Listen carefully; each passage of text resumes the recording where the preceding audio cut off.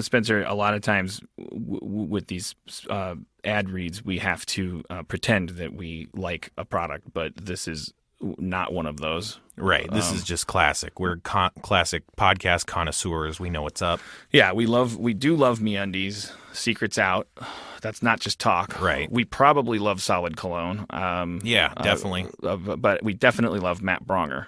Matt Bronger. He's an old friend of mine. I won't say too old because it's showbiz. So let's stay ageless.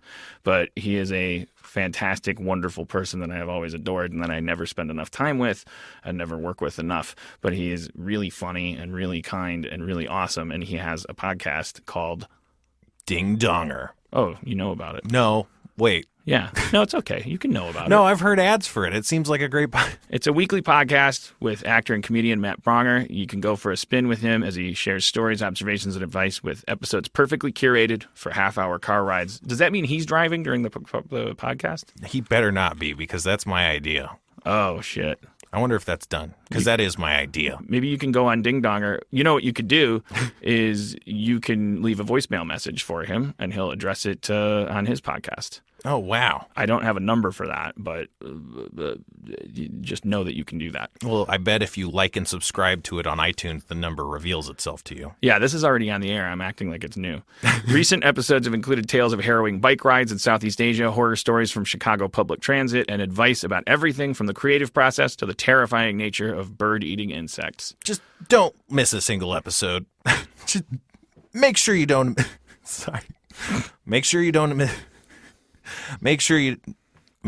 miss a single episode. Subscribe to Ding Donger with Matt Bronger on iTunes, Stitcher, feralaudio.com, or wherever you listen to podcasts. Matt Bronger. He couldn't be brighter. Today's episode is brought to you by Last Rampage, the new true crime film starring Robert Patrick, Heather Graham, and Bruce Davison.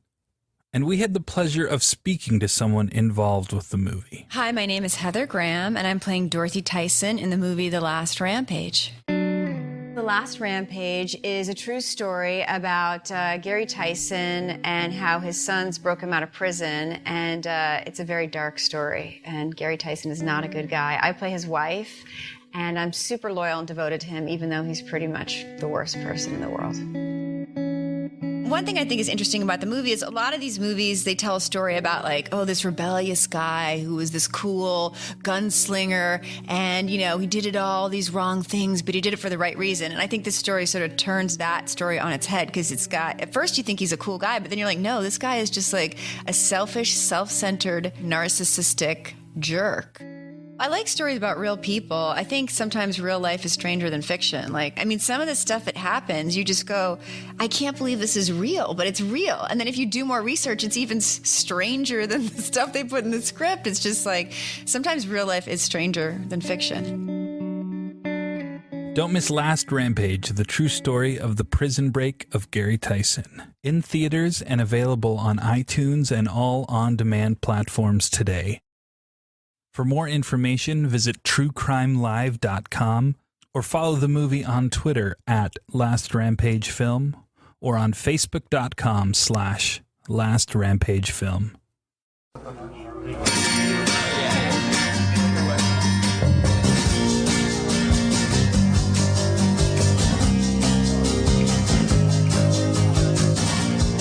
Ladies and gentlemen, Harmontown is now in session. Oh, yes indeed. Welcome, you lucky sons of bitches, to the Nerd Melt Theater in Hollywood, California. And you semi-lucky people listening on your, whatever the fuck you listen to things on. Please welcome the mayor of Harmontown, Mr. Dan Harmon.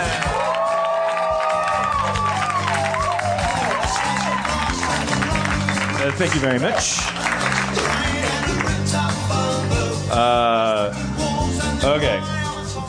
So it may get weird tonight. I didn't have anything, and so I went through my office at home, and I found this journal I wrote in high school. And I mean, that's something that LA people do a lot at special shows and things. You know, it's you read your embarrassing adolescent journals and stuff. And I thought, oh, that's ducks in a barrel. It'd be like, oh, Dan the nerd, like being a nerd and trying to be cool, but being a nerd, trying to be a good writer, being a bad writer, and I'll mock my teenage self, and the unspoken humble brag headline will be, I'm so much cooler now, which is how I think it usually works when you read these things. I started reading it and I got really bummed out, like, just devastated.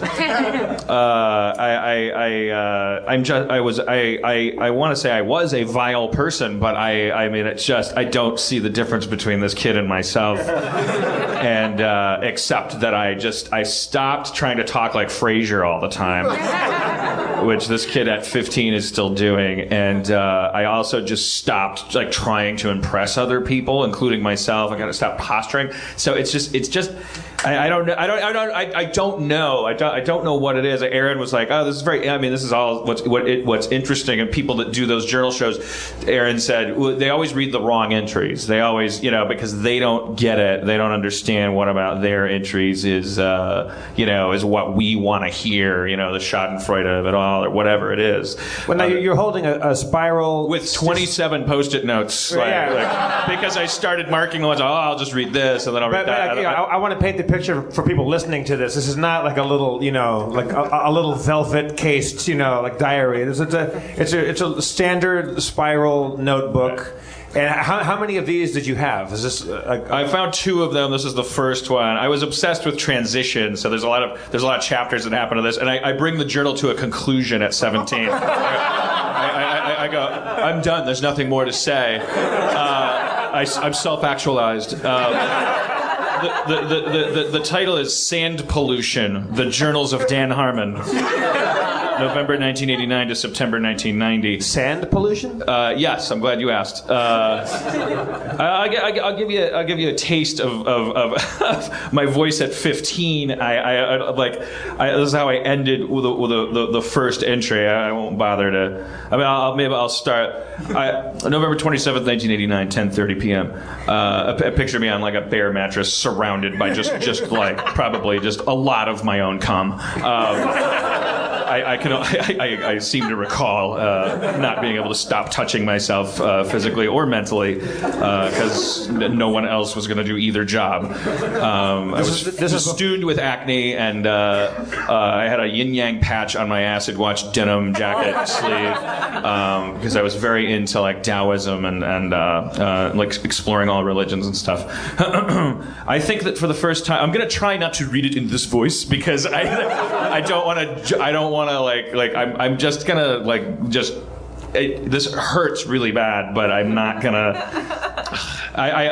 If you catch me starting to go like this, like to make fun of myself, stop me. I think that for the first time in my life, I consciously realized something today. November 27th comes and goes with each identical year, but today was the first and last 11/27/89 I would ever experience. Absolutely nothing extraordinary happened today. Yet the day itself, along with every other individual day of the year, is gone now forever.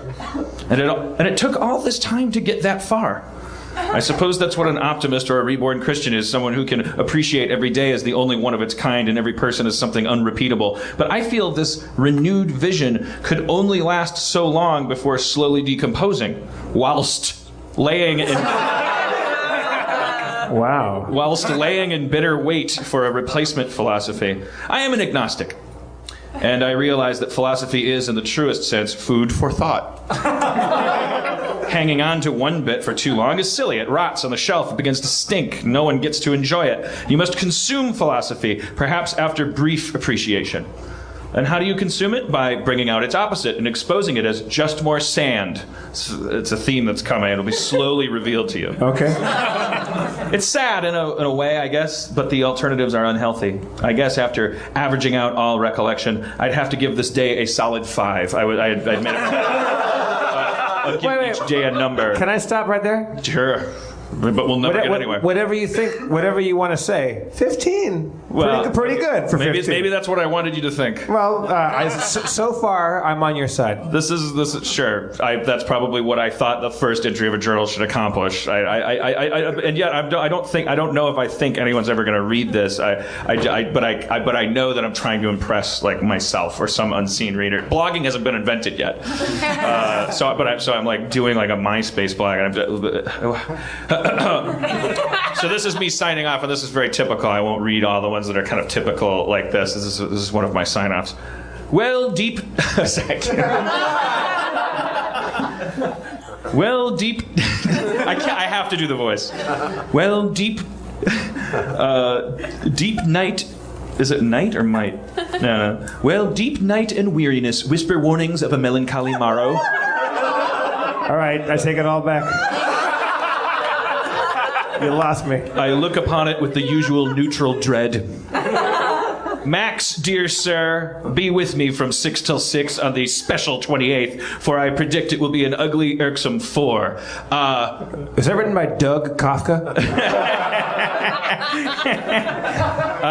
You should be asking, who's Max? Well, I have a lot of questions, but let's start with that one. Max, I figured out, because I was like, who's Max? Is he the Sandmaster? Do you remember when I told you that, in a way, yes. Do you remember when I told you that my Dungeons & Dragons character, you kind of pressed me to tell you, and I said it was Jim Nightblade. Thank you for calling out from the audience. That's partly true. Jim Nightblade was a character I played in a game called Shadowrun. Nice. Never let it be said that I did not find my crowd before I died. You cannot expect more than one woo for Shadowrun, and if you get one, you have found your niche. Was that well, deep weariness and a weary morrow. Was that a role-playing game? It was a role-playing game. It was set in the future, set in a future in which magic and technology had both awakened. Magic had reawakened, and so there were like ogres and dragons and stuff, but there were also like hackers and cyber things, and I played Jim Nightblade, a bounty hunter who was killing it with the ladies. But so my point being that I found a thing where I rattled off like all of my. I was talking about role playing, and I suddenly realized who Max was.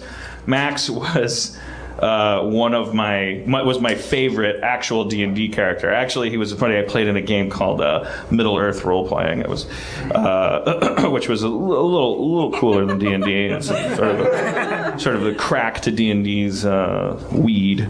Cocaine, I don't know. And if you ever want a musical cue, I don't know what it is, but Zach has queued up some of his hip hop. So if you ever want it, I don't know what it is. It's sight unseen or ear unheard. Well, when your cheeks get to a maximum redness, all right, feel free to pop the champagne cork with a little brief hip hop interlude. December 12th, 1989, 10:40 p.m. Tomorrow, if one thing goes right, I shall have opportunity to partake in a shadow run with Neil and Rob. Ah, Seattle in the year 2050. Your coffee is so strong. Such a pleasant place to escape to. Where prepositions can end sentences. All right, take it easy, Harmon. Don't bully anybody. Where Jim Nightblade, bounty hunter, stalks the dark streets without fear. The cybernetically enhanced anti-hero for whom nothing goes wrong that can't be fixed by next gaming session. How I envy thee, James. And how I long to control you again for an hour or two. And how I wonder why language hasn't evolved when technology has these and thous still are in usage. Oh, I wonder that when one writes in a journal, one must take on an Orson Welles bravado, although one is writing about one's acne. So that for one brief moment I might mistake myself for you and this world for yours. Also so that I might add to my treasure chest of fantastic experiences, which I share with myself alone after the game has been done for days. You see, reader, there's a reader. So, Jim's world has perfect screenplay potential. Whoa. I lament earlier that life has no screenplay potential.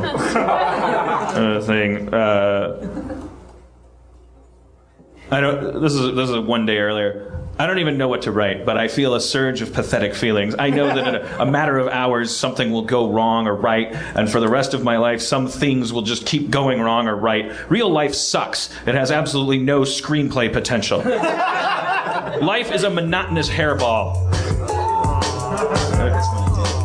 Sorry. My cheeks got red. Life is a monotonous hairball. That's all right. I'm happy, then sad, right, then wrong. Wait, let's break down monotonous hairball. Let's break it down in the metaphor mixer.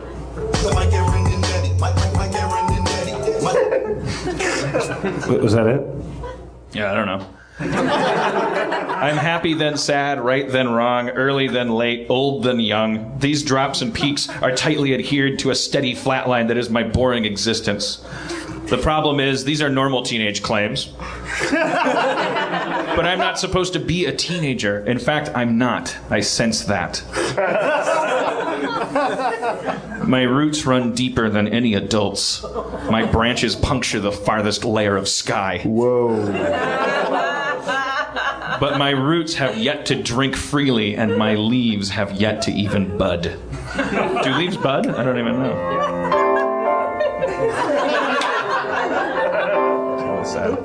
So anyways, I talk about going to play the role-playing game, and then at the has perfect screenplay potential, as does these. And this is I'm going to rattle off names. These are all names of characters I created and played in various role-playing games. As does Edison Newborns, Melkin Tukes, Raymond Flinks, and of course Maxwell Artfall. Maxwell Artfall was that was my guy. Who is he? He was a bit of a rapscallion, a swashbuckler, and something of a ladies' man. Strangely enough. I mean, it gets dark. I become more and more of a dick as like my sexual frustration kind of like boils. When you start reading some of the prose again, I want to cue that music again, and I think it might time out just right. There's I'll be dipped in dog shit if I didn't pass my road test on Friday. I'm a licensed driver. Yeah.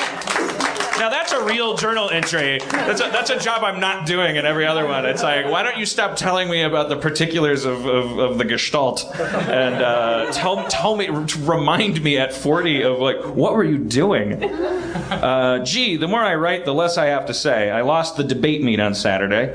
That is, Graham and I went 2-1. The other team 1-2. I just had to throw them under the bus, I guess. I didn't go to the snowball dance at school. I didn't go to the company Christmas party at Ground Round.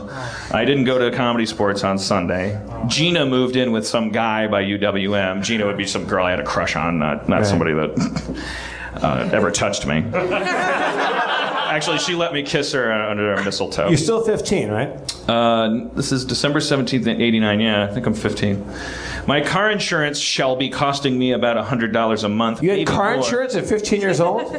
Yeah. What? Well, yeah, and a job. 15? Half my pay at any rate. I was a dishwasher. God knows what gasoline costs. I didn't know yet.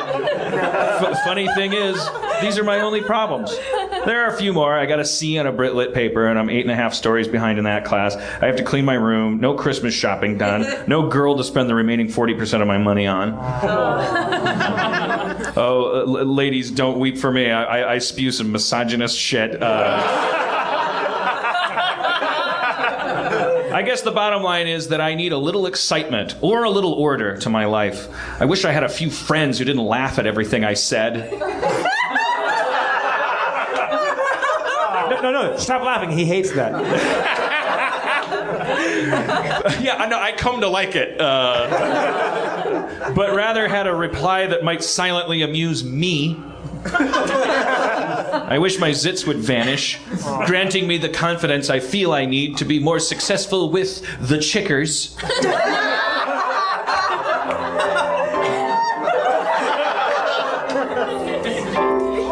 Keep going.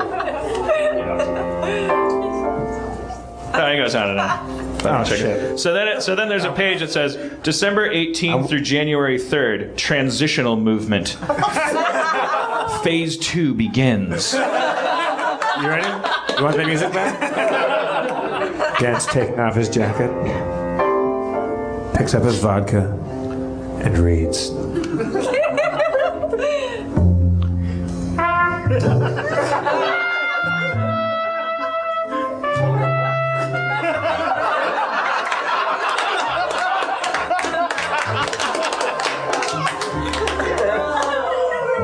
Phase 2, I say.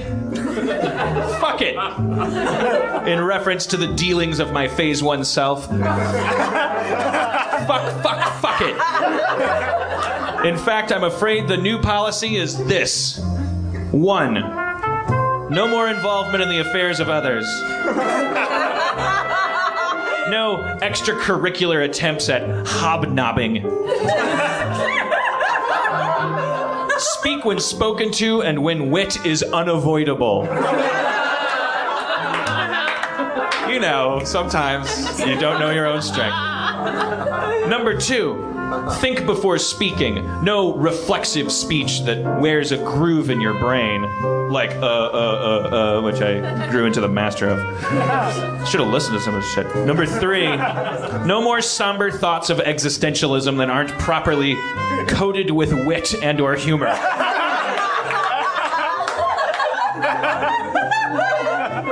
This guy's laying it on the line. Number 4, no unsolicited criticism outside the presence of the subject. What? You know, like don't talk shit about people. Okay, I got you. Behind their backs. Say it to their face. Number 5, constant quest for adventure. Yes. Period. When offered 2 choices, take the less routine. 6, an 80% reduction of all negative humor. Which is easier to execute than the more enjoyable, refreshing, positive humor that will replace it hence.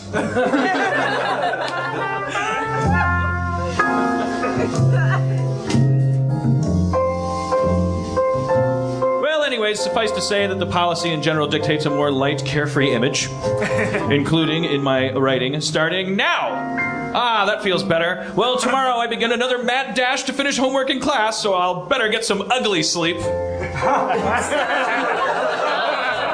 Instead of beauty sleep. Oh, I get it. All right. Cool the music. This is the point where I started to go, this is fucked up. Like, this is really fucked up. And I don't know what to say to mitigate that before reading this. I don't know what to do to protect myself from your judgment reading this, because as I was explaining to Aaron, I don't know enough differences between me and this person, except that this person bothered to write this down, and like I know that this person is lying to himself, but I don't. Me saying that is not enough. This is a Tuesday, January 23rd, 1990, 11:14 p.m. I will probably never forget tonight for 2 reasons: one big, one small. The small reason is that I lost my virginity in the back of my mother's '83 Firebird.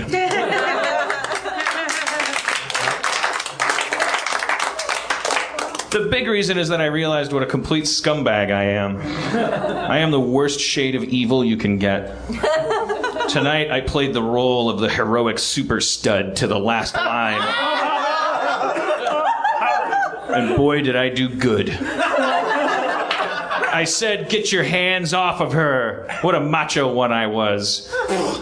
I'm referring to this story that I've told at least in another podcast, if not this one, where the girl I lost my virginity to, I met her online, and I went to her place, and for a couple dates, I went to her place and we made out. Then her crazy mom came home, started yelling at her about a New Kids on the Block fan club check that she had taped together after being disposed of as punishment for not doing her chores. She was 21 and had a kid, and was really into New Kids on the Block. Her mom pulled a steak knife out of a drawer drawer and started yelling drunk, and like I stepped in between this girl's mom and her, and with my acrylic sweater and my little rat tail and my zits, and said leave her alone, and so afterward. We went under the Hone Bridge in Milwaukee, and we had sex in the back of my mom's car. So I'm coming home from that, I think, and really feeling my oats. Feeling your oats? Isn't that what you do? You sew them. Before you sew them, don't you kind of run them through your fingers a little bit? If you love oats. I love mine at 16. I said, what a macho one I was. And it all worked. I was partly responsible for patching up a family tonight. People were happy and safe because of Dan Harmon. And hey, I even got the ultimate prize. I fucked her in the freezing cold weather in a cramped car. She came twice.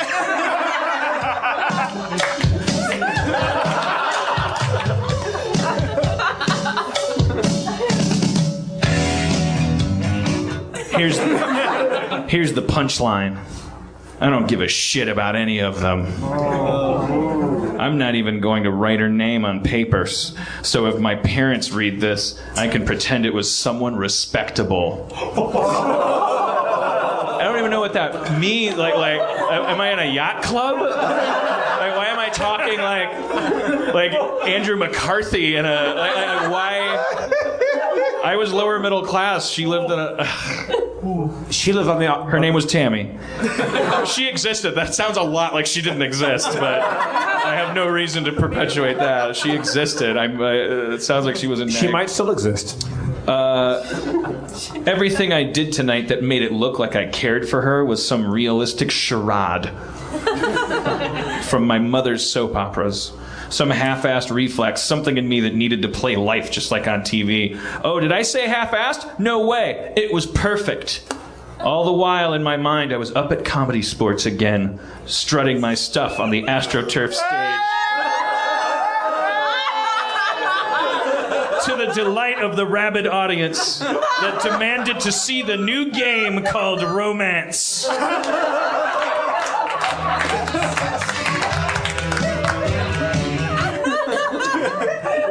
Strutting your stuff on the AstroTurf. God knows I don't give a shit about anyone but me. And then I drew a stick figure that I know is Maxwell Artfall because he has a bandana around his head. There are 3 stick figure women flocking towards him. He's brandishing a little stick figure sword, and I labeled it Sword of Charm. And he's holding a rope as if to, about to swing away like Errol Flynn. And it says Rope of Apathy.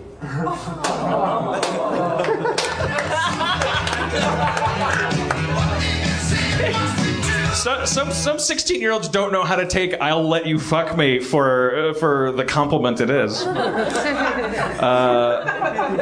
Tuesday, February 13th. This is a little less than a month later. All's well that never ends. Oh, he's good. Tammy was taken away to a mental hospital.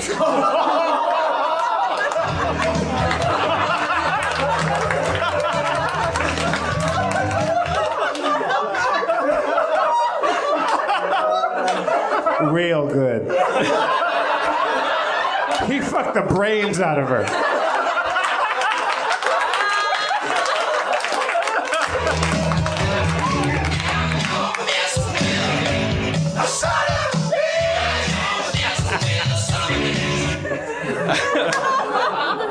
Tammy was taken away to a... You fucked her into a mental home? Attempted suicide is illegal, you see. Quite the opposite, Jeff. I fucked her into the pits of despair. I wish I had another song queued up for that one. I guess I didn't have to deal with her after all. My hero. after I got off the phone with her, when I realized she was a manic depressive schizophrenic who thought she was a Satanist.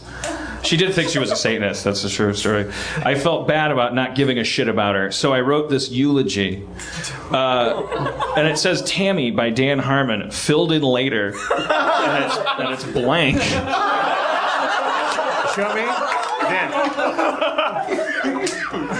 Like I'll do it later. I mean, Yeah. Why don't you do it now? Why don't you eulogize her now? roses are red, violets are blue. Tammy, I'm so sorry I put my wiener anywhere near you.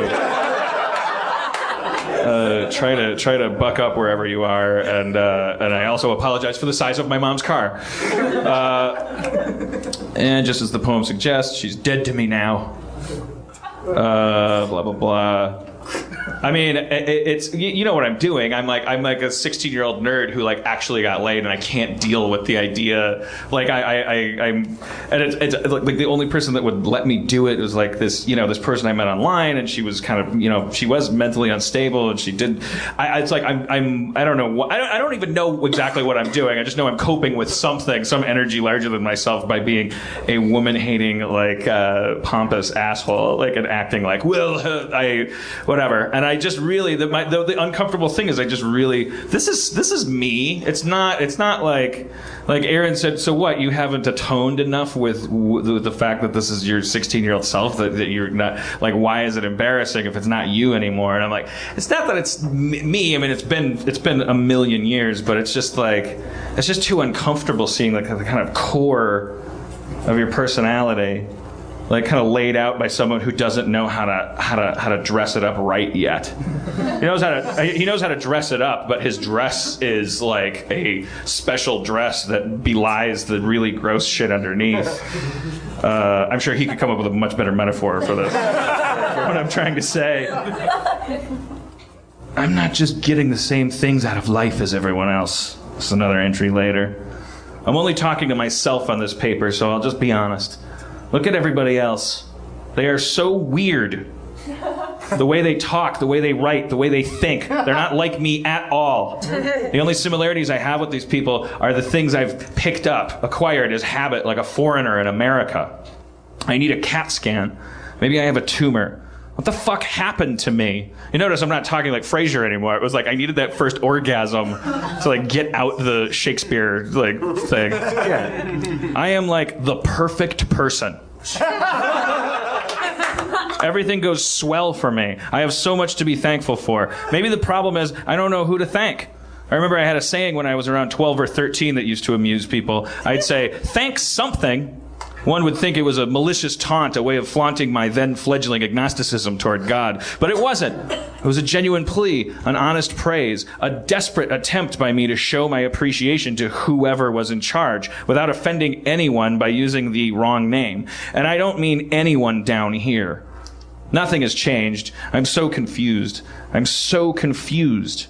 There is nothing to latch onto. It's like an equation in algebra with no numbers, just variables. You'll never solve it. Never! And don't think that admitting my confusion is therapeutic, because it doesn't do a thing for me. Should I be depressed, happy, introverted, violent, observant, ambidextrous, funny, young, prepared, afraid, apathetic? There's no one to ask. There never was, never will be anyone like me on this planet. And who cares if there was? The blind leading the blind. No one knows, no one understands the simultaneous pain and pleasure I live with. Constantly on the brink of the insanity I swam in when I was younger, somewhere between 7th and 8th grade. Were you a cutter? No, I was a thisser. Who needs to cut themselves when they can do this kind of damage on paper?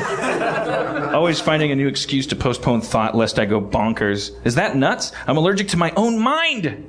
I am so confused. I am so confused. What will become of me? Everyone else has this determined look on their face, this purpose in life. What do I have? What will I ever get? Where the fuck am I? Who am I? And how did I end up in the body of a 17-year-old? Help.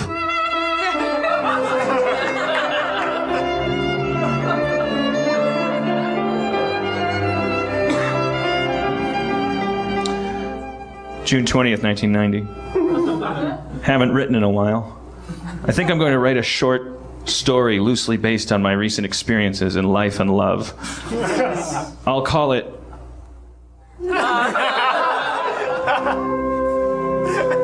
Twinkies of Inferno. That's been our show. Thank you for coming to Harmontown, everybody. That's not the whole title. There's a colon and then there's more. Twinkies of Inferno, The Adventures of Dapper Dan. Speaking of love, I think I am in love, but she hardly knows me. Surprise. And she's going to college in September. She is beautiful, intelligent, witty. Here's the best part. She only laughs at my really good jokes. And when she does, she lights up the whole room. I'd better put her name down for future reference. And I do. I put her full name, and then I put her address and her phone number.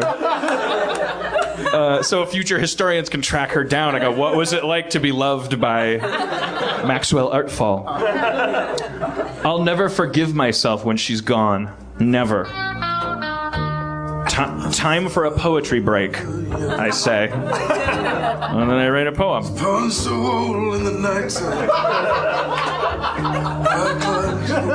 I don't think that song will work with the temp to the meter of this poem. What do you want? What are you feeling? It's kind of. We'll go tacit. It's kind of staccato and. We'll do it a cappella. Yeah. There's not a place that you can go. There's no one here you need to know. There's not a thing. Oh, do you have anything by Dr. Seuss? It occurs to me someone had some inspiration here. I will not fuck you in a car.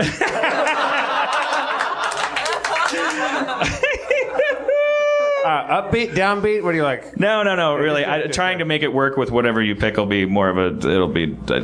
I'll just barrel through it like a Dr. Seuss poem. There's not a place that you can go. There's no one here you need to know. There's not a thing that you can be. There's no such thing as symmetry. There is no balance, right or wrong. There are no words. There is no song. There is no pleasure without pain. There is no sunshine while it rains. There's not a deed that you can do. There's no one else. There's only you. You're on your own. Do what you will. You'll die when you have had your fill. You'll die, and then you'll see. We'll share the answers, you and me. When you were not, I split you up, and now you seek to interrupt. Go back, and tend your own. You'll die. You're not alone. I think that's God writing that to people.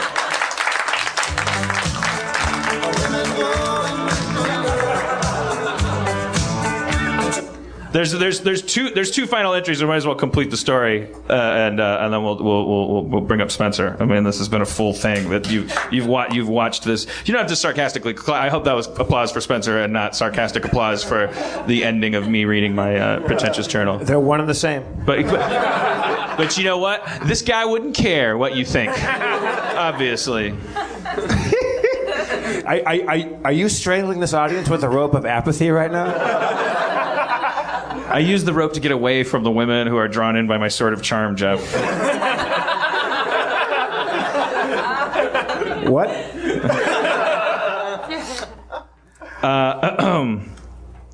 Second to last entry. August 1st, 1990, 12:51 a.m.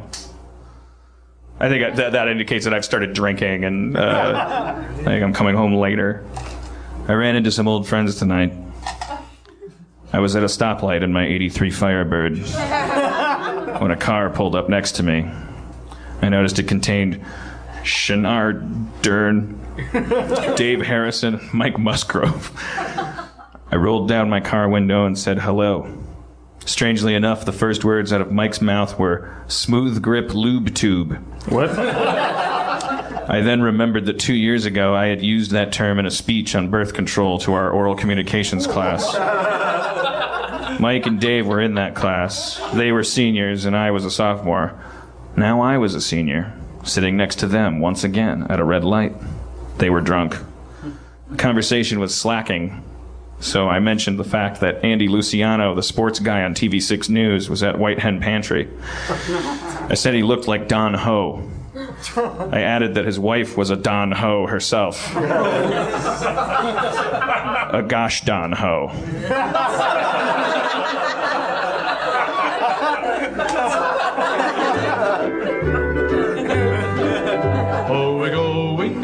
Andy doesn't really look like Don Ho.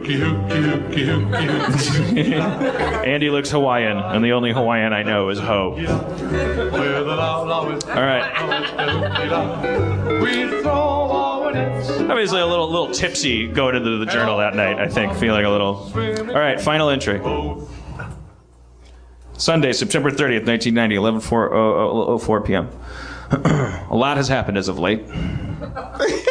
I will not bother to dwell. As of late. I have become senior class vice president. The class of 91 has failed in their last chance to win homecoming week. We are truly the victims of an administrative conspiracy. My experiences continue to push me up the ladder towards self-actualization, spiritual unity with thought and body and deed. As I progress, I begin to realize that the top rung is connected to the goddamn bottom rung.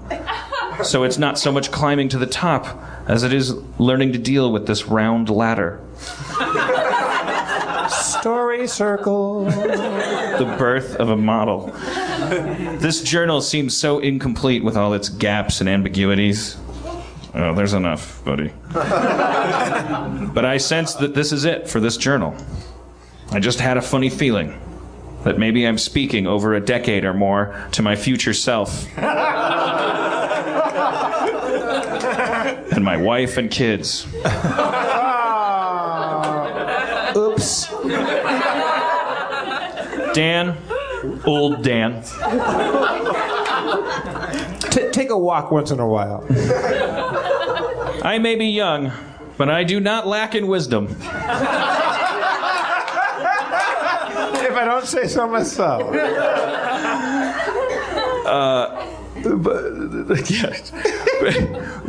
I don't know when to tell you this, but at this point I was reading this in the green room and I started crying. Erin was watching me read and she's like, what is happening? What's going on? Because she saw how upset I was with the previous entries, and I'm like reading this and crying and kind of smiling a little.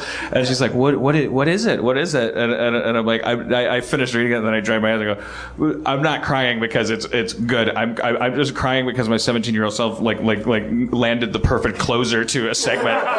It's like, I can't believe this kid did something right. Perhaps you have turned to this book in a moment of need. It's true, I had no bits. If so, try to remember the spark that we share. And listen to me when I say that you should hang on. I wonder who the chick in your life is. Is she pretty? I know you don't care, but I'm 17. I know you've loosened your stance.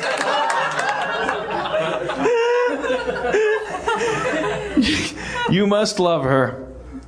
It must be awesome. You two probably fight a little, but I'll bet she's the type that knows how to handle your little mind tricks. You know what I hope? I hope some rainy night you two have a fight and she kicks you out of the house, or you storm out, take a walk, or a ride in your Corvette.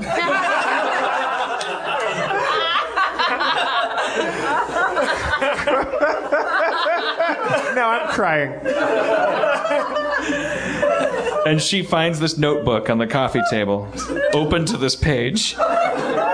And she reads it and realizes that you really are capable of love, though you don't show it sometimes. And I hope you really did name your child Max.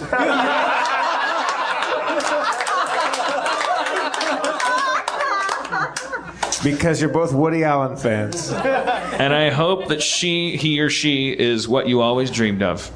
And I hope someday he or she achieves what it seems you were not born to do. Whatever and wherever they are, give my love to your loved ones. And try to realize that your parents, if alive, feel the same way and would love a call from you on the Visiphone. Which now exists.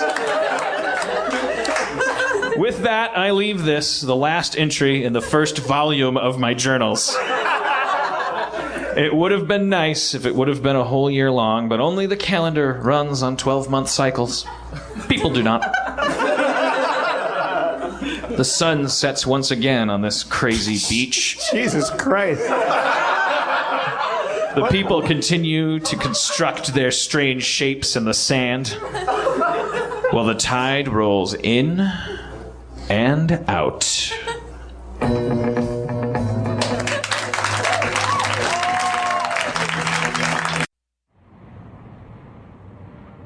A cold, misty morning fades as the gray sun rises overhead, revealing the head of a mysterious robed warrior. He gestures at you and makes a compelling offer.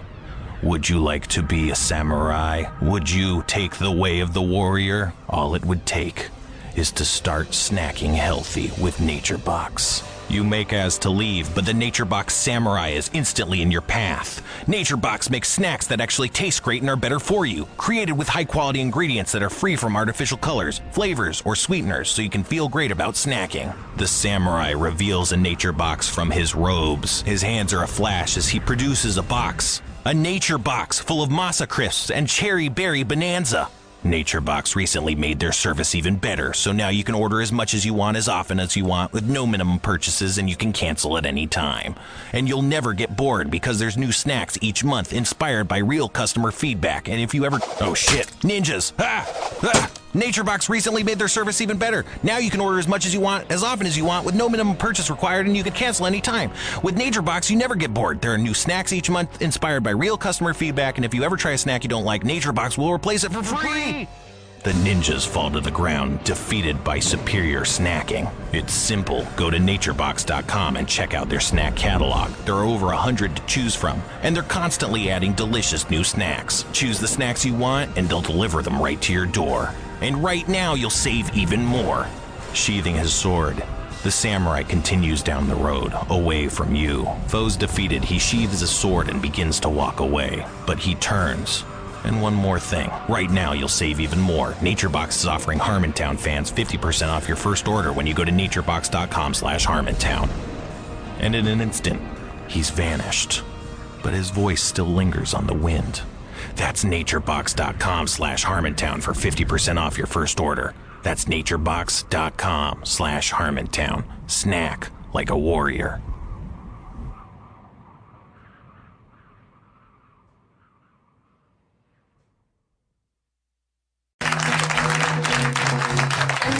Spencer, come up, if you will. Spencer Crittenden, our DM. All right.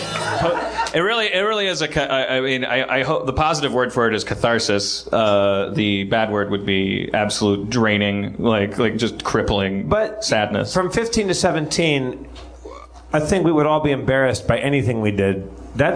It's pretty embarrassing because you really stuck the landing on it. Like you really did it with a big flourish at the end. You know, you John Hancocked it. Yeah. And also, you asked your older self to enjoy it. Yeah. and also to appreciate your youthful wisdom. That's narcissistic. Yeah. I may be young, but I still have some wisdom to offer. I'm smarter than you, old man. It's like Looper. I hope he kills himself as he keeps fake threatening to in all his dramatic journal entries. Maybe take a blunderbuss and blow himself up. I think there's that sweatiness of adolescence that kind of stinks up the joint. But still, you're still a pretty good writer back then. It's a little Frasier-y at points. Yeah. There's a lot of you could lose the whilsts. Yeah, things like that. And you notice the whilsts went away kind of as the sexuality emerged. There was still some left over, but there was a lot of it's kind of a stereotype. There was a lot of I was like Shakespeare but bad until a girl let me touch her boobies.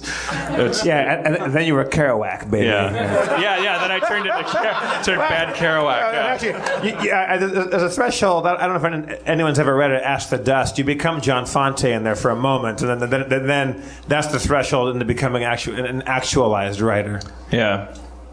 Sorry, John Fonte, I love you. All right. Anyways, so let's see. Should we plunge right into D&D? Probably, right? Yeah, it's already 9:00. So, should we grab our character sheets? Yeah. Do you want me to give them? This is the character sheet distribution music. Character sheets. fluttering across the stage like so many pieces of densely written upon paper. Spencer, if you will, Dungeon Master to the stars, bring us up to date, if you would.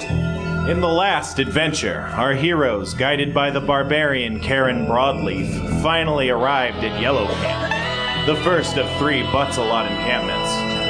Noticing something amiss, the gang came to discover that the Butzelot tribe had formed an uneasy alliance with Ashtail and his Blackpaw Knolls in a bid to gain control of the entire Butts Peninsula. Sharpie single-mindedly sought out his father, only to find that he was in Blue Camp, gathering with advisors to discuss the dwarves' possible surrender. But when the gang got to Blue Camp, they were told Barbarian Lord left for Red Camp, the gathering place of warriors. Eventually, Sharpie met with an old rival, Deadeye Duncan, who revealed that the Lord snuck away from Red Camp last night with a retinue of elite warriors from the tribe. But where were they headed? That I was pretty in the bag by then, I think. I think that might have been during a blackout. Deadeye Duncan? Yeah, Deadeye Duncan. An old rival. Oh, I remember. You met him? So he said that my dad left with a retinue of gnolls or barbarians? Of elite barbarian warriors. And they headed where? Who knows? It was presumably a secret mission of sorts. You're standing in the middle of Red Camp. A few barbarians stand staring and muttering to one another. You're saying he told no one where he went? Yeah. And he left in the dead of night. The most mysterious part of night. You know, Quark, Yeah? I'm no wizard at this, but I am a wizard. And I think we need a tracker. An experienced ranger of sorts. Yeah? What about that weird homophobic chick that you didn't like? Oh my god, I thought you'd never ask. Do we have a 20 on Mulrain Sedana? Do you have a 20, like a location? Yeah, CB talk. What's your 20? Little buddy. You look around and standing, leaning against a post in a very cool manner, stands Mulrain Sedana. Yeah. You mean she was following us the whole time? Yeah. She's a tracker. All right. That's why we need her right now. I saunter over to her. Sauntering coolly, you approach the half-elf, half-human.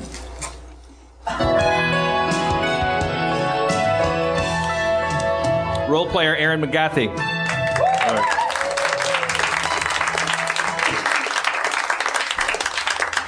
Reprising her role as Mulrain Sedano. In soap operas, when I was a kid, my mom used to watch Guiding Light, and in soap operas, I don't know if they still do this, but because they shoot one every day, and so you can't avoid, like, sometimes a main character gets really sick, and they have no choice. So they very often, like, they'll go like, well, where's Clifford? And then, like, this guy that you've been watching for 25 years as Clifford comes in, but it's a totally different guy wearing the same sweater, and then this voiceover would just come in and go, the part of Clifford Johnson will be played by Daniel Piloff. And they would just move right along with it. Like, it was the coolest thing in the world. Daniel Piloff was a goodie, though. Hello. Well, Rain. That's a lot. Sorry we forgot that you were with us or that you disappeared the last chapter of our campaign. We were good. We had a good time. It's quite all right. I was on a different adventure. Really? You have different ones? Tell us about it. What happened? Well, I joined a different campaign. What were their names? Their names were Surrey Cruz and Jemima Syrups a lot. And there were legs covered in eyes there too.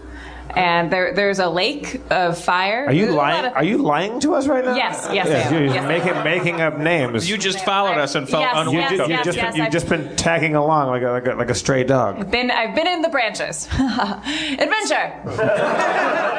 Well, look, as fate would have it, we have a use for you.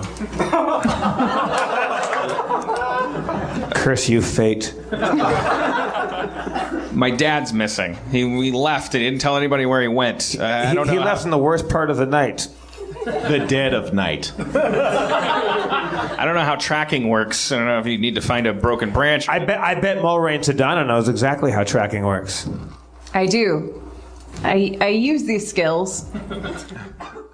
Describe them briefly. I regard the forest for signs of Butsalot's father. But My eyes. You were in an encampment in the plains and rolling hills. I was. I'm such a liar. I used my sense of smell, but now I'm present, right? You are present. That's true. Oh, she's good. She tracked her own presence. I looked to the ground. Using your keen sense of smell, you detect the distinct aroma of Butsalot warriors. There are butts this way. All right, well, lead the way. I lead the way. They lead out the door. The smells do. Let's follow these smells. I open the door because I'm a gentleman. Thank you. Your token is accepted gratefully. Well, you wouldn't notice that.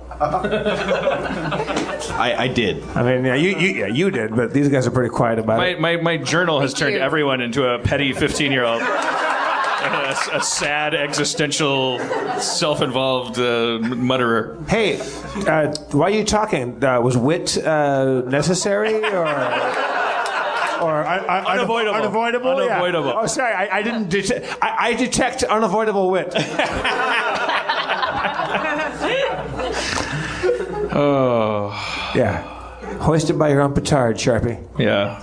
Who is that? exit the Wait, we're going to take a quick break All from right. the D&D game. Because I cast a pallor over the evening with my journals. I just want to know, raise your hand if you were my biggest fan in the world. Like, if you think, okay, well, there's Adam. Yeah, all right, second to Adam, like who thinks maybe... Like really, you have a super claim. Like you really adored me. Really, like you felt like I was really a magnificent human being. Wait, what? And now they don't? Is that what you're asking? Well, I wanted to ask him if it changed because of the journals. It was great. It was great. Oh, thanks, girlfriend. I like you more after your journal. Okay, all right. Jesus, right?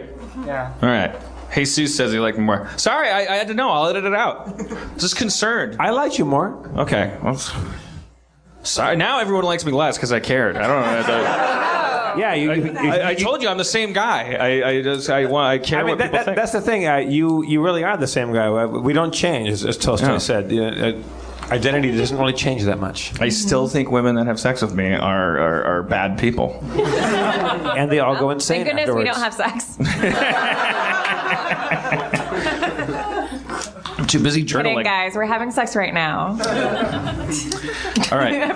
What? No, I'm kidding. I'm totally All kidding. right. We're not. You're doing it wrong. Pressing play on this Spencer DVR. You step out of Red Camp.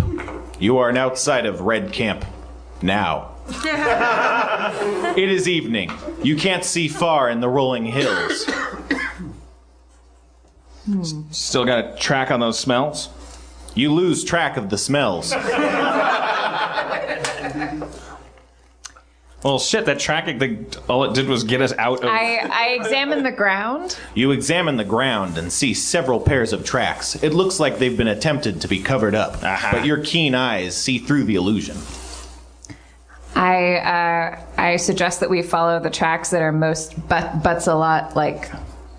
You suggest successfully. Let's right. follow these. All right. We have torches. Yeah. We better light them up, gentlemen. Lighting your torches, you shed light on the path. It's just to keep, like... Does Spencer suddenly hate this? I'm so awkward, you guys. Not true. No, we all... Let's see, follow the footprints. I created a vortex of raw emotion. Spencer's not immune. Like we're all feeling very adolescent. I just come here to hate myself every week. So, I mean, it's normal. Like a sand dune shaped by the malevolent monotony of... As many shapes as I intend to create on this sand, I know the tide will inexorably come. I was 15 too, you guys. I wish I could have found you and had you do punch up on my journal.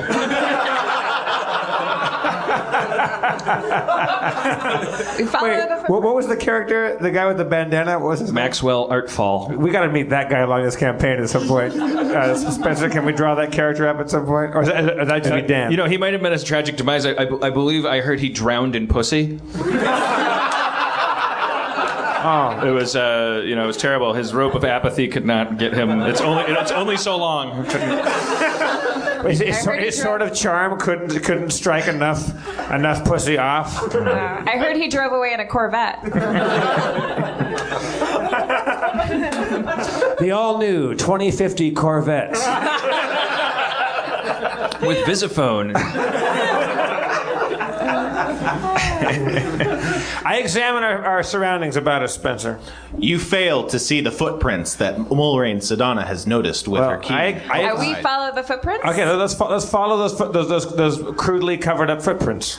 Throwing caution to the winds, you follow the footprints. They head south. East, west. There we go. Southwest. What's happening tonight, Spencer? I'm just sick. I'm gonna say that every day. It'll be awesome. You were sick last week, you said. I know. That's my thing now. Are you in love? Did you eat some bad dice? Have you been licking your dice again? Did you roll a number 2 earlier?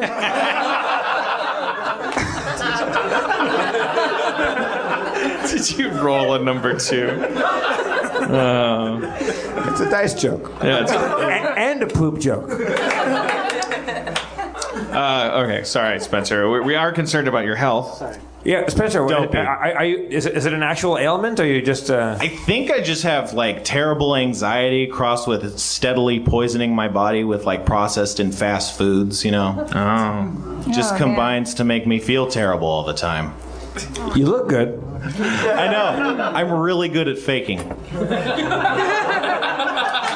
You're like a plus 15 at faking, aren't you? Yeah. Okay. 3 or 4 rounds. Sorry, Spencer. I'd like to. I'm looking at my character sheet, and I noticed that you said that I'm 111 pounds, and I've never been happier. It's a nice. I said I'm 111 pounds. Yeah, but you're a dude. Yeah, I think 6 pounds of that is penis. So be careful what you wish even for. lighter. Yeah. Anyway, we follow the tracks.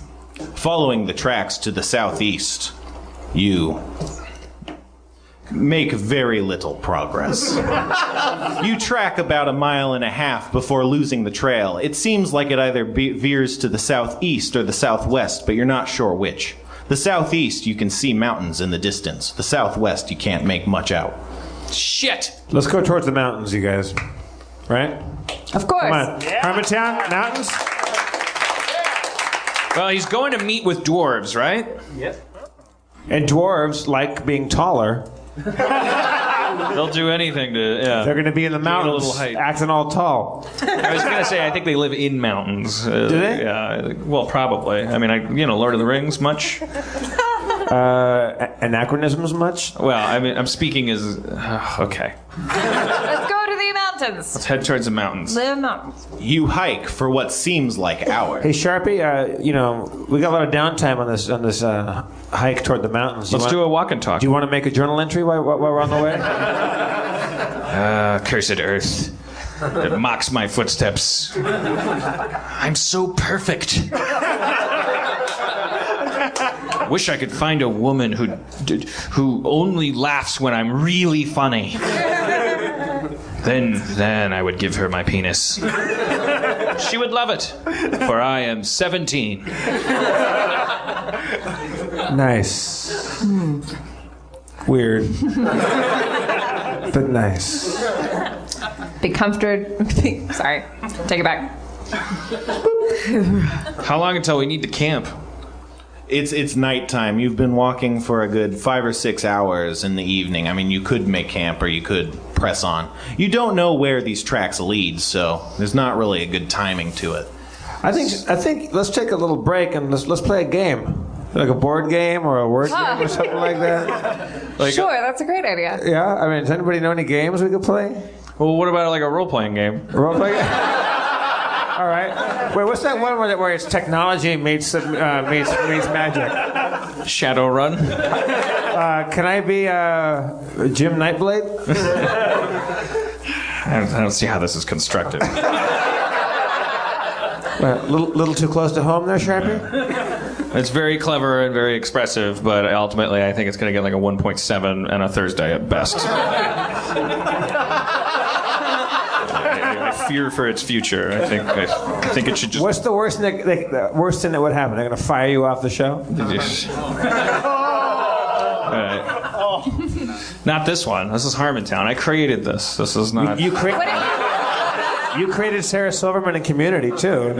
Yeah, but this time I put Harmon right in the title. Like, there's no way. Yeah. What if we pretended we were a family? I know I'm a man, but what if I was the mommy? And Butzelot, what if you were the daddy? And what if you were the uncle? I probably would go into a berserk rage. And it might actually help me to get through some of these issues. I'm feeling really ineffective right now. I'm trying to track my dad. I left him in the first place because I didn't feel like I was enough of a man. Now I can't even find the guy. Do you have any stories about your dad you can tell us while we're camped out? Hey, he hit me with a magic belt.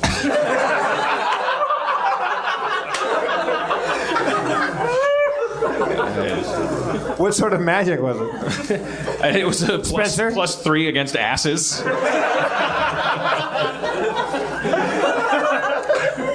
Oh, sweetheart. Thanks, Mulrain. But it's not sensitivity that I need. It's to get my shit together. Shit. Such a fuck up. No. Too hard on yourself. There's got to be a better way to track them than just conventional means. Wandering in random directions looking for smells. It's my dad. I use... You've tried enough. You've helped enough. But I must have something better than... The father-son bond is what will lead me to him. I take my mage dagger and I make a tiny, painless cut on my hand. Painless. Haven't had a dream in a long time. I hold my fist out by the torchlight. I squeeze a little drop of blood onto the dirt at my feet.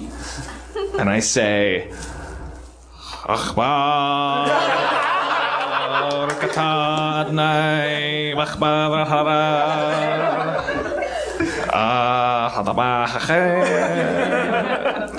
Magic! Father, find!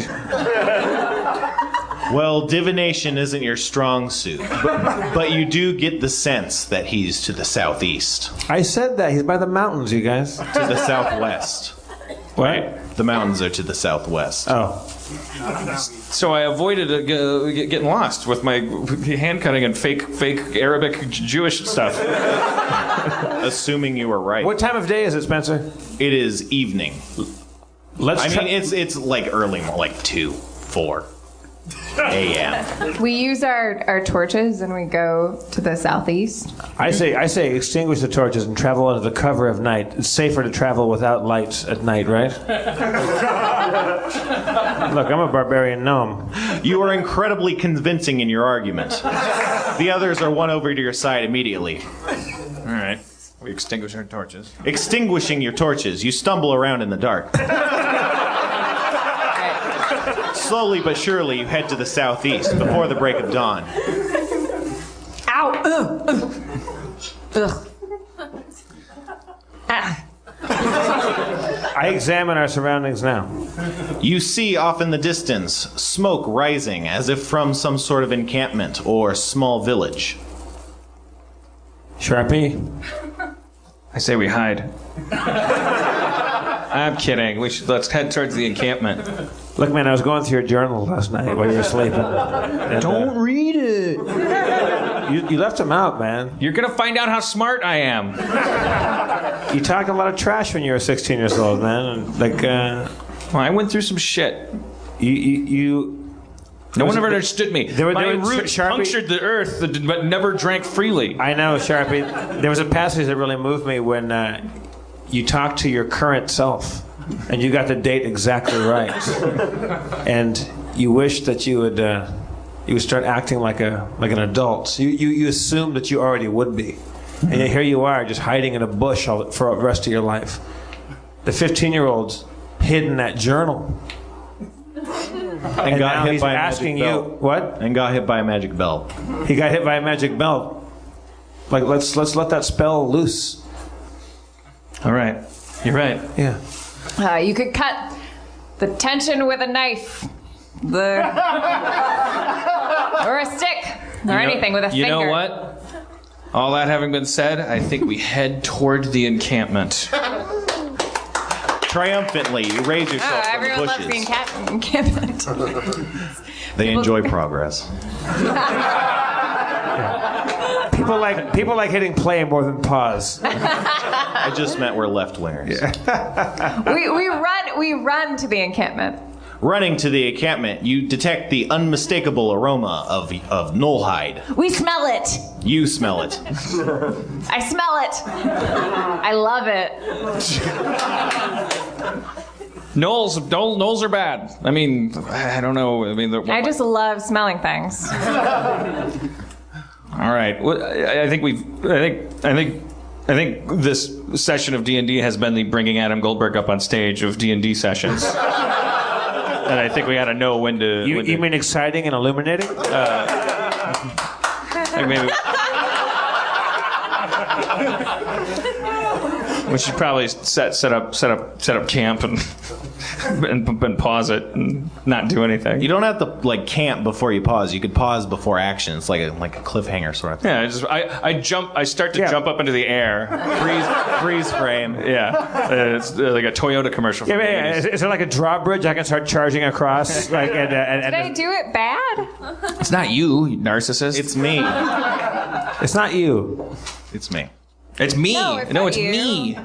It's not Not me. everything's you. It's The not. only person who's not blaming himself is Jeff. And really, I think it's him. I don't know what he did wrong, but maybe he wasn't supportive enough of my journal. I don't know. I love your journal. I've been very supportive. I think it's of these you. guys with the matching jackets in the front. Don't throw the audience into They're the not bus. matching. They're just brown. One's leather. One's like a kind of a nylon-y kind of canvas business. They look great. Yeah. It's a UPS jacket. And the other guy's got like a naga hide thing going on. I was just kidding. I made fun of it because I love it. I'm sorry. What happened is, I said last week in a drunken D&D playing stupor, I was like, "Oh, we should not play anymore because I wanted you to get your famous friend, to come and play with us." And then we couldn't bag him as a guest. So then Spencer was like, "Is he coming?" "No, sorry." So now he didn't have. Now we're walking on a path for a whole week. It's my fault. The whole thing is my fault. And I may have been an asshole when I was 16, but I have become a person who knows how to over-apologize. That is a coping mechanism that I have spent 30 years developing in place of math. It was fine. Well, thank Great you, job, everybody. Spencer. Before let's thank Aaron McGathy. Aaron, thank you very much. Aaron, everyone. So Spencer, stay put, because I personally am concerned about this growing anxiety of yours. Let's just talk to Spencer like a human being for a change. Spencer, Let's learn more about him. will your anxiety permit you to come up on stage and sit in this chair and grab the mic so the audience can see you? I'll do that. Yeah. All right, Spencer, everyone.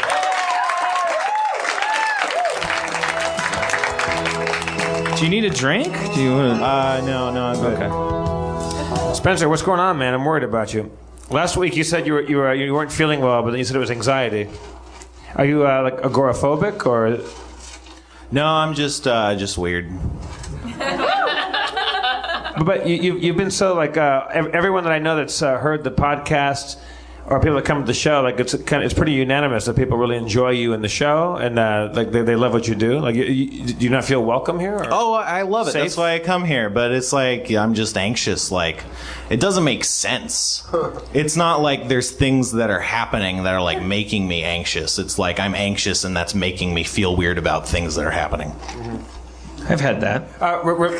Because of this or because of other things? Because of Harmontown or?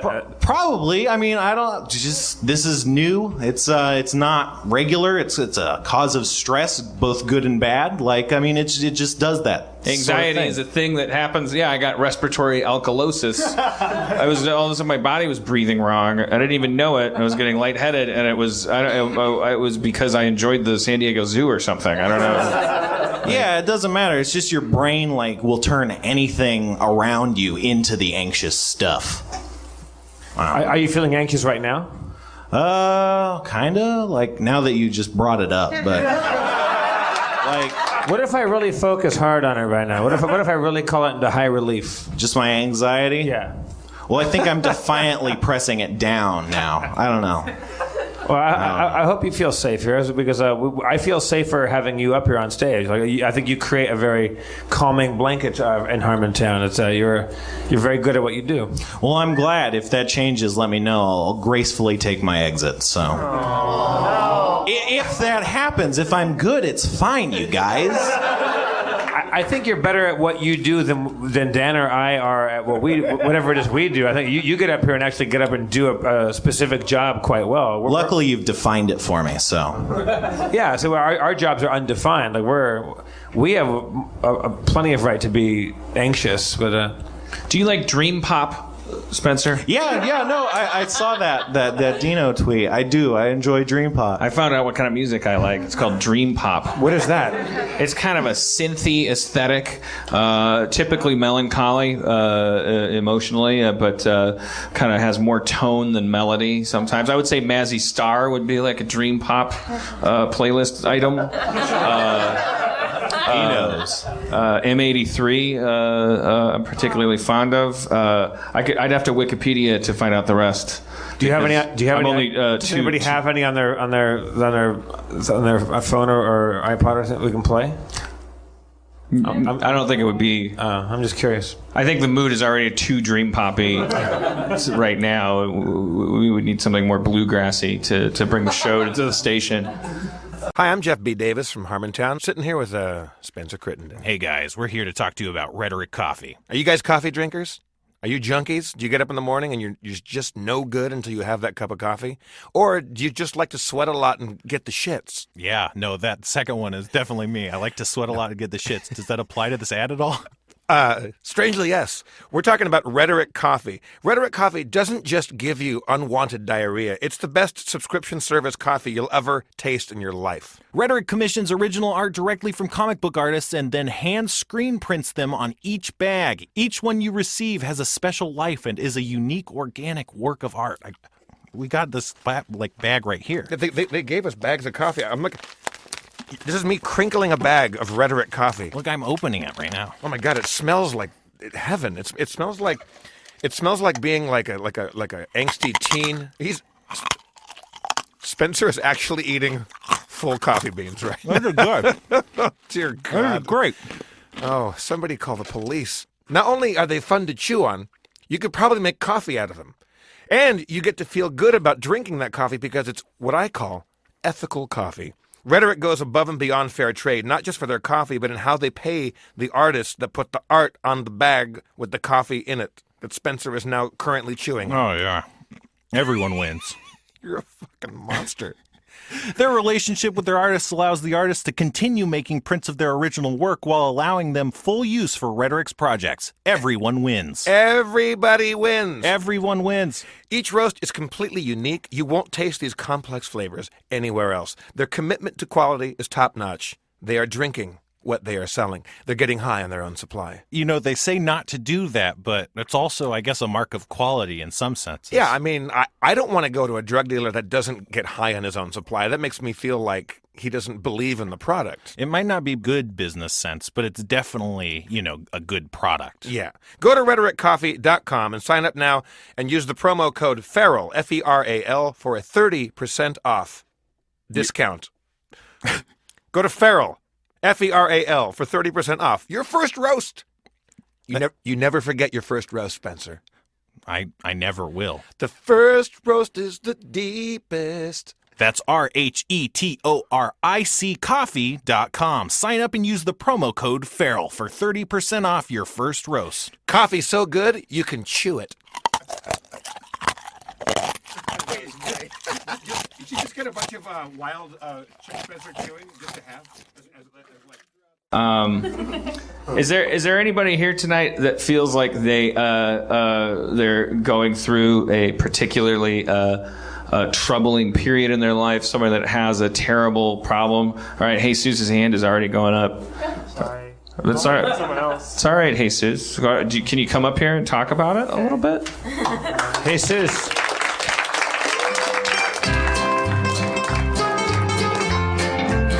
Spencer will take his dungeon master seat.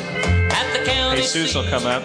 Jesus, I remember, was in the front row, I think, or second row, the night we interviewed everyone of all races, and he was one of the Latino people. But no, I know you didn't come up, but you were. I wasn't here. You were what? That was the 1 week I missed. Pretty racist. Wow. Different Latino. It's okay. It's okay. Different Jesus. I swear to God, there was a Jesus here. So we all look the same. We're Jose, Jesus, Pedro. It doesn't matter. I mean, it's recorded. I remember his name was Jesus, and I remember your name was Jesus, so I made that connection. That's called racism. Or Alzheimer's. As an ambassador of Mexican people, I forgive you. Thank you. The night, what's her name? Julieta came up. You weren't here. No, I was here, but That's what I'm talking about. Julieta. Never mind. Don't worry. Oh, Julieta came up a different night when we interviewed. That was a different night. It's a different. I'm off the hook. I'm not racist. Yeah. Like I have Alzheimer's.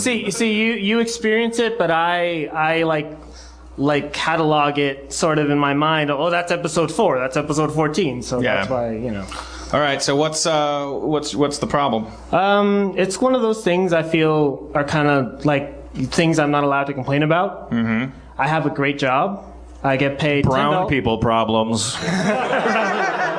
Yeah, exactly. Like most people that are like 40-year-olds Mexicans that are like outside Home Depot waiting for a job. Hopefully they'll like work 12 hours and then maybe get like $30. But I have a steady job. I get paid $10 an hour.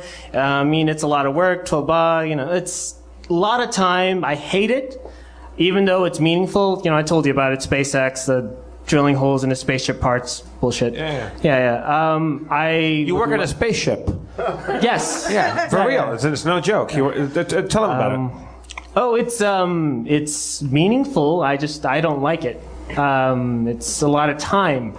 I spend a lot of the time listening to your show, and while you're working on a spaceship. Yeah. Like welding an X-wing onto an X-wing fighter, or what is the real image of what you do? Is this the ship that's going to take us to the moon?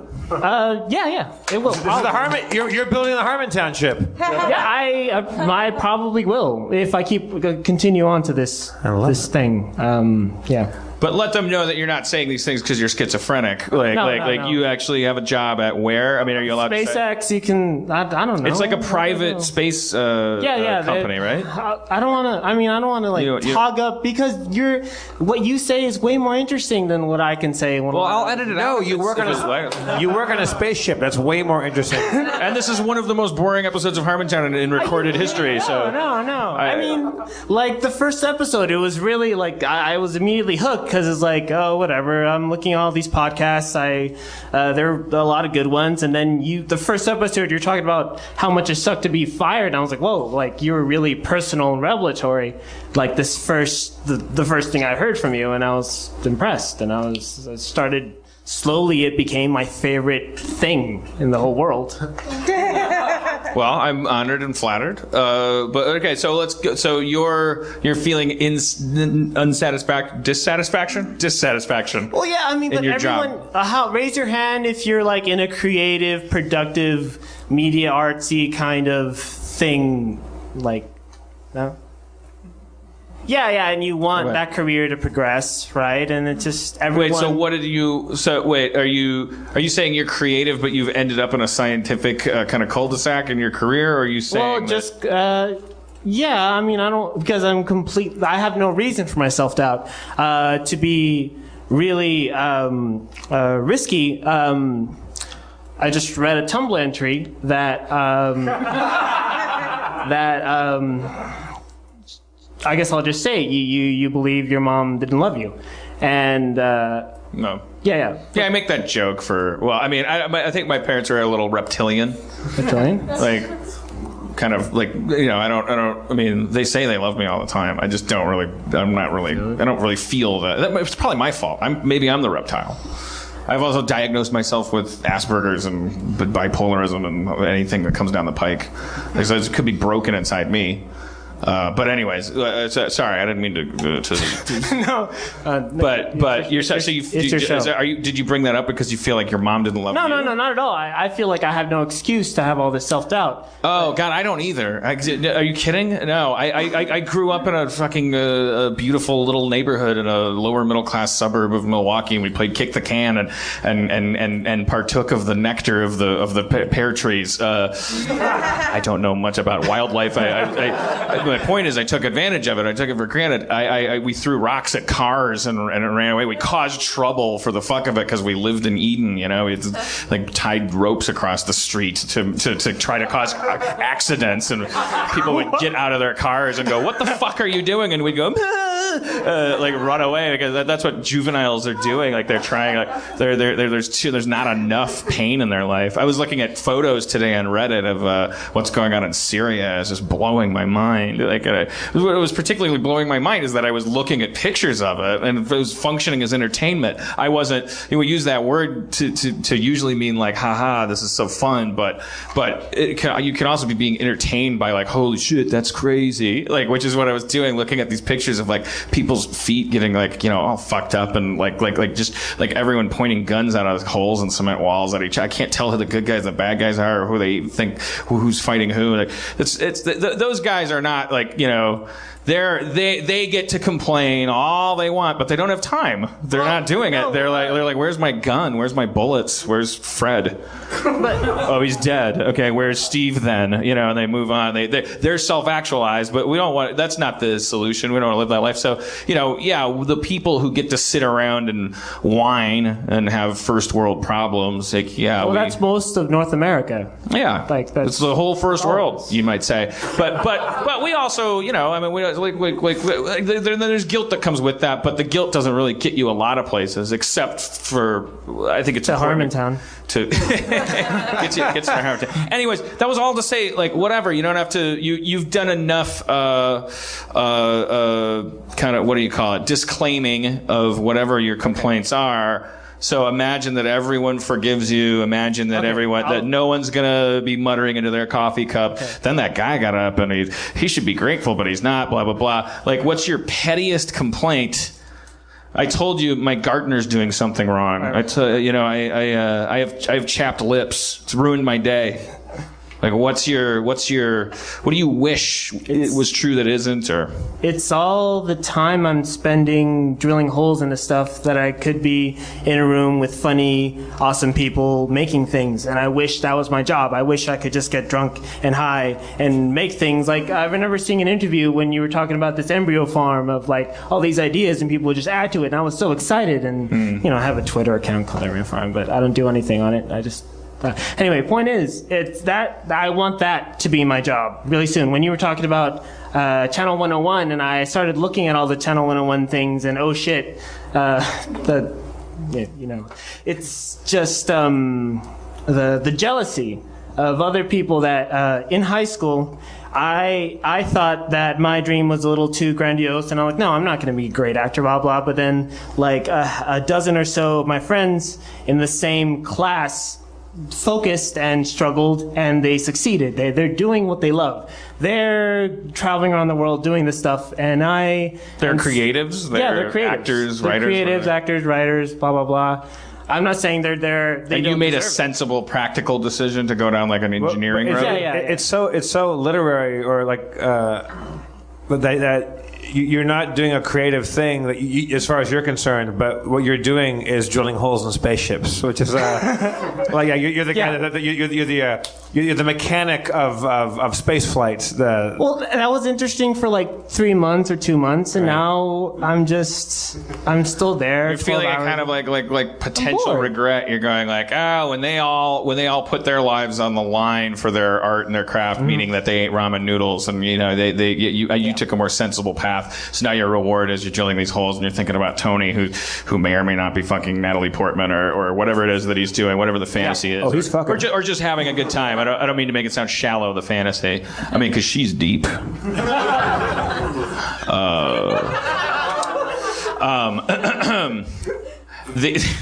So I have good news for you. The amount of time that creatives spend doing nothing, even remotely creative, is like almost equal to the amount of time that non-creatives do. Well, I know. I did spend 4 years doing nothing at all. Like, I could have spent that time writing, but I didn't. Yeah, but I guess what I'm saying is it's not too late. Yeah. You didn't miss anything. Yeah. You're worried that I think your concern might be that you would have to quit your job because you can't drill a hole in the spaceship at the same time as you write on a manila notepad, what if a pickle met a Bigfoot? But I just did that at the same time as I was supposed to be entertaining people, which is, and for a lot of these people, this show has become like me drilling holes in spaceships. But it becomes monotonous and quiet, and there's a lot of sweat involved. Bringing boring people up to talk like me. No, I think this is more interesting. I like the mutual anxiety association going on. Like, I assume, like, Jesus, you come up here, you seem so self-assured. Like you gave me a patch from the spaceship you're working on. Like, you seem like you got your shit together. Dan, we all assume has his shit together. Spencer comes up here and nails it every time. It's so funny to me to look at you people, and people don't assume that you guys haven't got it all together. Like, you can look at people and assume that you guys have it all like laid out, like as long as you just said so. It's very illuminating and crazy to find out that you're in a vortex of anxiety right now. Well, deep down we believe in ourselves and believe we're great. Like, the journal entry. I believe in the whole, I was probably around a couple thousands of years ago in some form, spinning around electrons, blah, blah, blah, and I have my past memories. So, never mind. As a dungeon master... I hate myself. Make no mistake. Do you really? I don't know, maybe. This is becoming my favorite Harmontown ever. There's escape velocity in this show.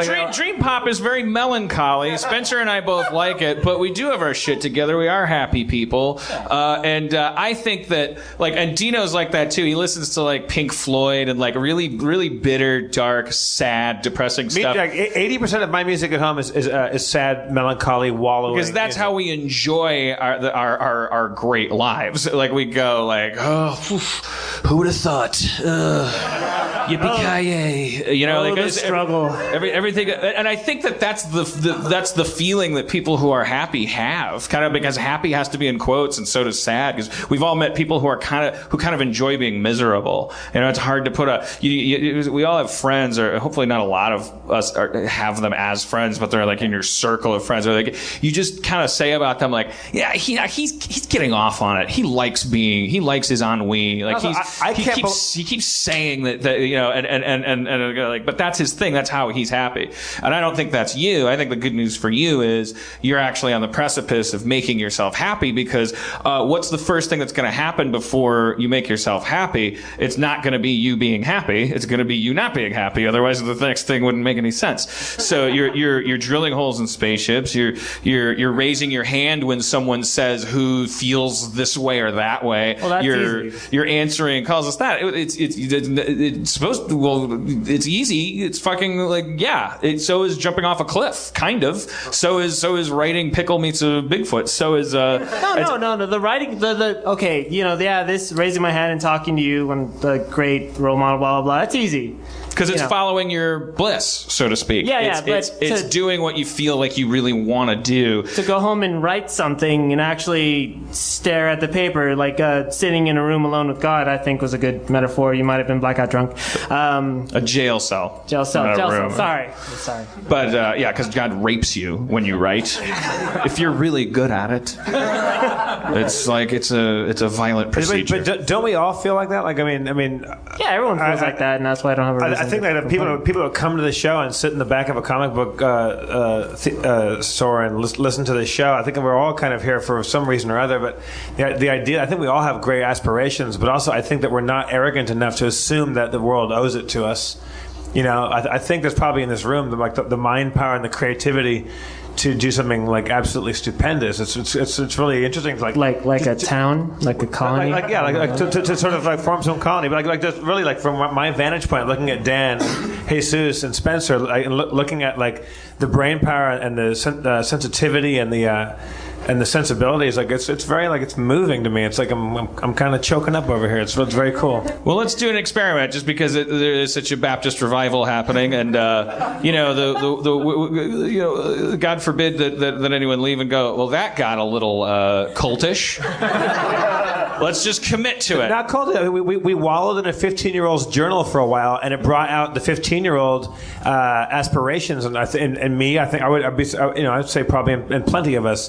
There's a melancholy kind of Morrisey vibe going on in here, but in kind of a groovy way.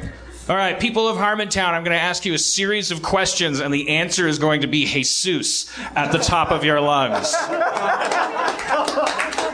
has the power to create? Jesus! Who has the power to make the earth a different shape? Jesus! Who is so entitled to happiness wait.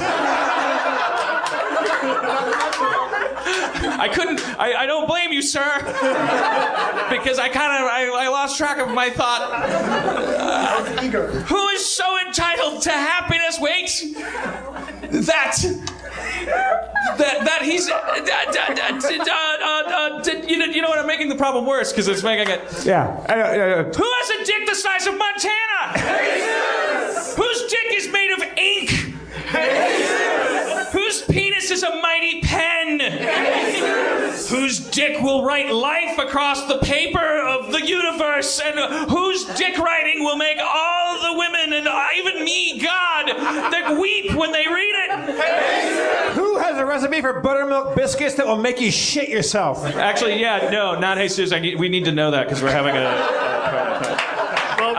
Rosa Parks. I just listened to a Greg Proops article where Rosa Parks had a pancake recipe. Oh right, yeah, the peanut butter. Peanut butter, yeah. The peanut butter pancakes. They're supposed to be fuck around good pancakes. Yeah. Not only one of the godmothers of the civil rights movement, she also had a recipe for peanut butter pancakes that will wipe you out. Yeah, but you know what? Who would have been better at serving civil rights if he had been there than Rosa Parks? Jesus!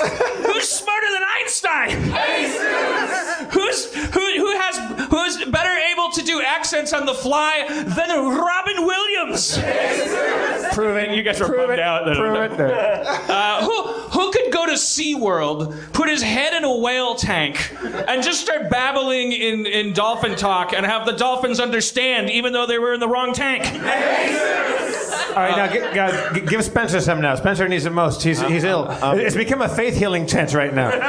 Oh, but there's one over here that's having problems as well. I sense the pain in his beard. It grows from his face, but it hasn't detached. He's holding his fears and thoughts. What's wrong with you, young man? Things. He has things wrong with him, but I feel the power to get those things away. Hallelujah. I want to ask, where do those things go when they go away? They go into Seattle. Yeah, that was confusing. Why would they go into Jesus? Yeah, they go to. Well, someone said Seattle. You know, those revivals, it actually takes a lot of work. I'm realizing they're not easy. No. Who has the power to do a good revival? Dan Harmon. Thank you. Now that I'm good at doing revivals, who's going to have his things go away? Who can take those things and write a little script about them? Maybe a Modern Family spec in his spare time between drilling holes in spaceships, or even an original idea that would be really bad, and then he'd show it to his most trusted friends, and they'd say, this is stupid, and he'd say, I know, but he'd wake up the next day and he'd still be alive. Shut up and tell! I think it might be. if you want to be a writer, you got the first step is writing. You already know that, but what a lot of people now I have. What a lot of people can't accept is that it starts with being a really shitty writer. There is no way. It reminds me of all the stuff I deleted. Yeah. I kind of wish I could. I think that's the nice thing about that thing is like I was not a prodigy. That was actually pretty well. The embarrassing thing is like this is pretty good. Well, there were bad things about it that got corrected over a long time. But also, whatever. There's conflicting messages there. One message is it's never too late to start. One message is it could happen overnight, but not until you do it shitty for a while. Another message is like it takes a long time, blah blah blah. I mean, the only things that you can control are the things that you do the next day. So you're drilling a hole in the spaceship. I hope it doesn't have to come to a big decision to either like quit and cast your life into chaos and better, because that's not really writing as being creative as a career doesn't really earn that. Like that's just something people do because they have to do it. Like it doesn't necessarily need that as fuel. You could actually conceivably, with enough concern about it, you could maybe drill some holes in some spaceships on like Saturday or something, like something. Yeah. Like chip away at it. Well, now that you've built up my confidence, I've been wanting to. I had a dream where I played a 16-bit video game designed by you, and I haven't played the beginning. So that's one thing I want you to do. I want you to make it like a Flash video game. I think it'd be really funny. All right. You should do it. You're okay. All right. And that video game will be called Jesus! All right. It's not a real eyeball grabber. But, maybe we'll put some tits on the cover. Jesus, the video game. In 16 bits. Wreck-It Jesus. All right, it's Jesus, everybody. Give him a hand. Buy him a drink, maybe. Spencer, do you feel any better? Yeah, I'm feeling a lot better, you guys. I don't get it. Was that sarcasm or? I don't know. Seemed like the right thing. But you don't feel any better, is what you're saying. No, I feel better physically and mentally. Is there anything Dan or I or the Harmonians here tonight could do to make you feel spiritually or psychically better tonight? When you're subscribing to the podcast on iTunes and writing incredible ratings, like 5-star reviews, take a tall glass of Kettle One and enjoy it. All right, well, everybody, listen. Keep your feet on the side of a tree. Keep your hands on a dog. And keep your eyes looking at the stars. Well, one of them. Keep your other eye looking at like a lizard that will keep inspiring you to make your eyes able to point 2 different directions. Let me go back to your feet because I should divvy those up too. Have the first 3 toes on one of your feet. Dan, honey, 15-year-old Dan, it's time for school. It's time for school, Dan. You dreamed the whole thing. I dreamt I was a 40-year-old fat man with a hot girlfriend, which I really care about because I'm 17, and I know he doesn't care about. With a bunch of people that like him and always laugh at everything he says. And thank you for coming to Harmontown, everybody. Thank you all for coming. Thanks for coming. Beautiful, beautiful people. I'd like to thank Jesus, Spencer, everybody. One more time for Spencer Crittenden. I'm Jeff Davis. Also, Katie Levine, Zach McKeever, Emily Gordon, Danielle Kramer, Dustin Marshall, Mo Fathelbab, Jenny Fime, and Sharu Shaka. One more time for the mayor of Harmontown, Dan Harmon. Do your neon lights shine for you,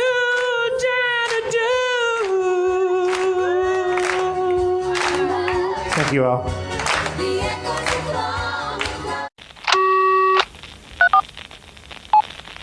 can't believe how cold it is. It's so cold in here. Don't you think you turn your off? Look at me now. Now you think so. I think it's so rude. You're so hot. As a branch of the United States government,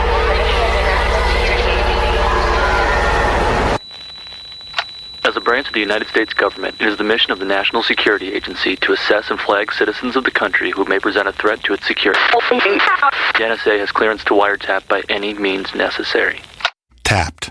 Incidental recordings of private conversations from the files of the NSA. Now on feralaudio.com. Hello, beautiful. I'm Amy Errett, founder of Madison Reed, a hair color company I named after my daughter. One of the things I value most in life is time. Time to spend with my daughter, time to spend with family, and the time I put into my company that's reinventing the way women color their hair. The busiest, most successful women I know use Madison Reed, the amazing hair color hack. In under an hour and for less than $25, Madison Reed delivers gorgeous, shiny, multi-dimensional, healthy-looking hair with an ammonia-free formula. You'll look like you just came from a salon, but the reality is you have more me time to do what you love. Things get busy. Let us take care of you and your hair. Find your perfect shade at madison-reed.com and get 10% off plus free shipping on your first color kit. Use code NEW. That's code NEW. Try it. Love it. That's the beauty of Madison Reed.